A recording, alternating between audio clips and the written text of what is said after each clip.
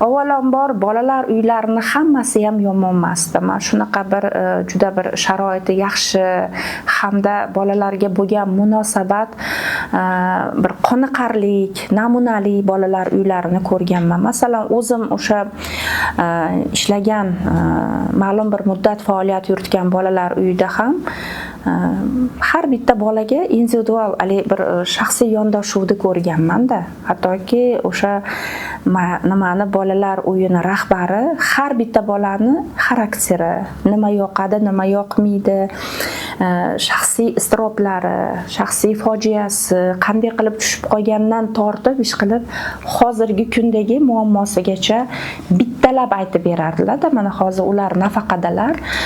Lekin shunaqa bolalar uylari ham bordiki, biz buni Marg'ilondagi bolalar uyida ko'rdik. Haqiqatan ham voyaga yetgan qizlarga jinsiy tajovuz ham bo'lgan, zo'ravonlik ham bo'lgan va o'sha bolalarning huquqlari qo'pol ravishda kamsitilgan. Endi 2007-yilda shunaqa bir qaror chiqdiki, oilaviy bolalar uylarini tashkil qilish degan. Nima sababdan bunaqa nima deydi, bu yo'l ma'qul ko'rindi? Chunki yopiq tipdagi, yopiq joyda hamma jamiyatdan izolyatsiyalangan holatda hali begona bo'lgandan ko'ra bolalar oilada, mahallani ichida bo'lsin, oilaviy qadriyatlarda, milliy qadriyatlarda o'rgansin.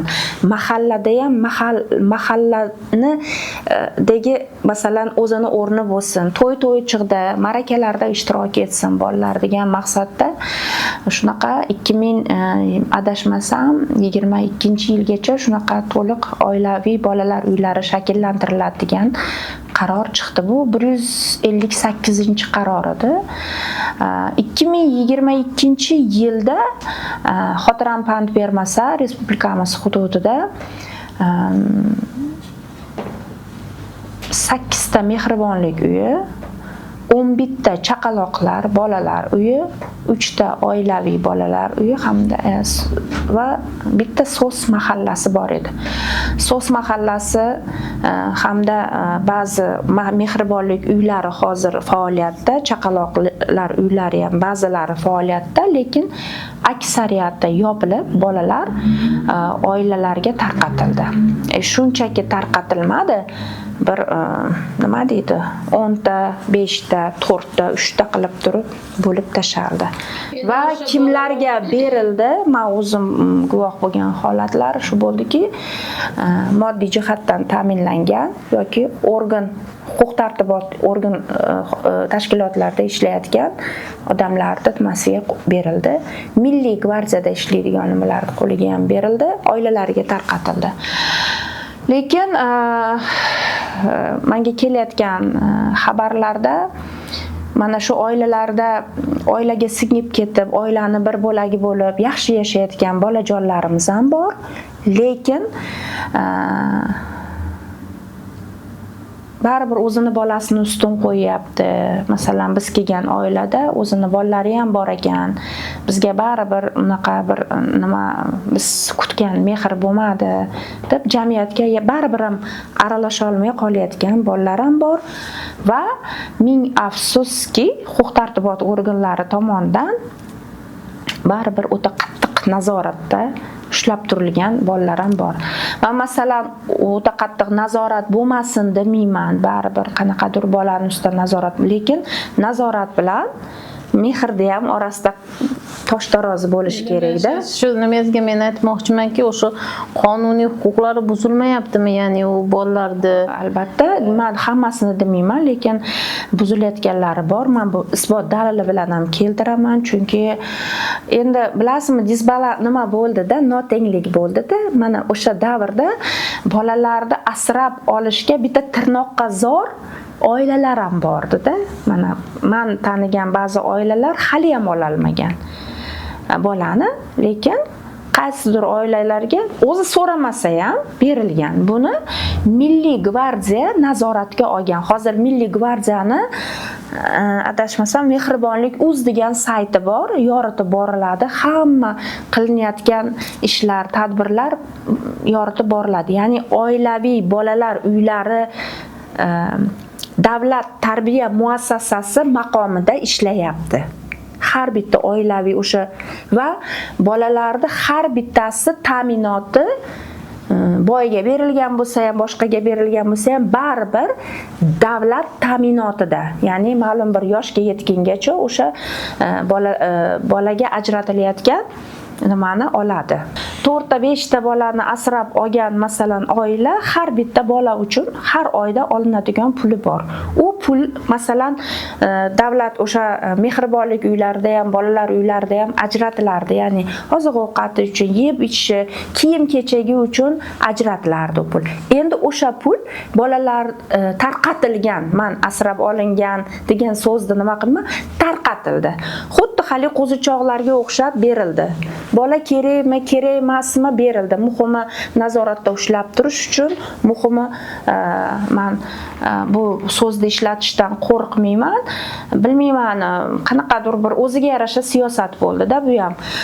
Tarqatildi va o'sha pul hozir ajratilyapti. Hattoki mana hozir shu ukamiz aytdilar, o'sha pul bolalarning ustidan ham pul ishlayotgan odamlar bor-da. Masalan, davlat ajratayotgan o'sha har bitta bolaga ajratayotgan pul ta'minot pulidan foyda qilayotgan oilalar ham bor-da.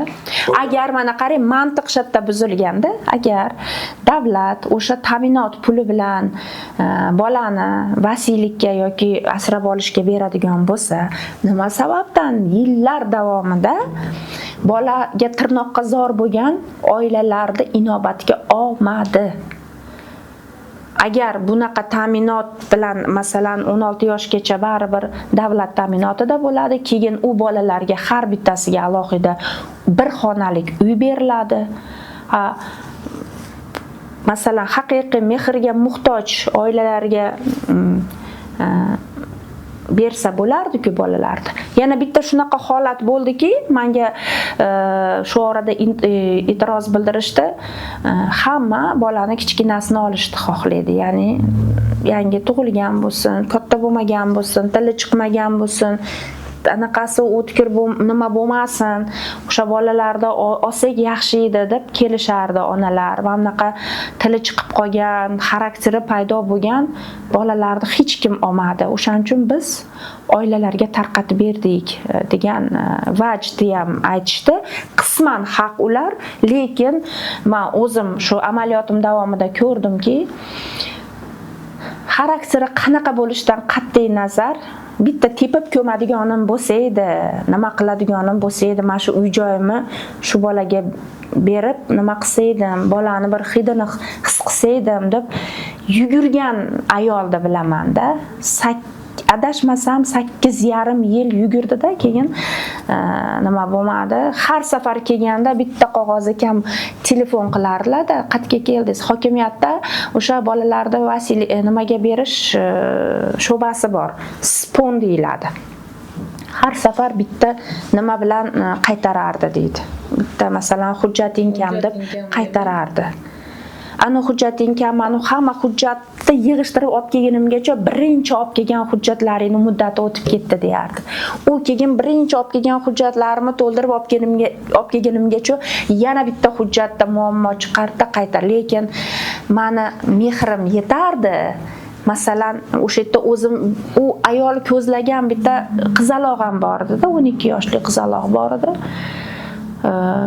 Berilmadi, to'g'risi men ham juda xohlardim, chunki har bitta bayramda masalan ko'ylakchalar olib kelib, tort olib kelib, tug'ilgan kunlarini bilardi, boshqa bilar, lekin o'sha ayolga farzandlikka berilmadi. Men hattoki surishtirdim. Endi shunaqa qonun qoidasi bor, agar to'liq yetim bo'lmasa, agar masalan ma'lum bir muddatga tashab ketgan onalar ham borda, ta'minotiga yordam berib turadigan onalar ham borda. Balki shunaqadir bu qizcha desam, yo'q, u qizcha to'liq yetim edi. lekin asrab olishga berilmadi, ya'ni farzandlikka berilmadi. Endi Zarif aka, mana qarang, hozir mana siz ezgulik jamiyatidansiz, sizga ham juda ko'pchilik murojaat bilan chiqadi. Mana shu holatlarga, mana shu mehribonlik uylarida tarbiyalanuvchilarning huquqlari, ya'ni o'sha buzilayotgan holatlari bo'yicha bir o'zingizni fikrlaringizni bersangiz, ya'ni davlat tomonidan nima qilinishi kerak ularning huquqini himoya qilish uchun? Avvalambor o'zi bizning qonunchiligimizda yosh bolalarning huquqini himoya qilish o'zi Bosh prokuraturaning zimmasiga yuklatilgan. Bu zimmasiga yuklatilgan. Qo'shilganmiz. Yo'q, bizda xalqaro hamma narsaga qo'shilgan. Hozir men sizni bu gaplaringizni eshitib to'g'risini aytsam, etim jumbushga kelib ketdi-da. Hozirgi 8 yildan beri tirnoqqazor bo'lgan ayol bolani ololmadi deyapsiz-da. U qaysi hududda bo'lgan bu? Bu Toshkent shahar hududida bo'lgan, u ayol nimali bo'lgan, viloyatli bo'lgan, Toshkent viloyatidan bo'lgan u ayol.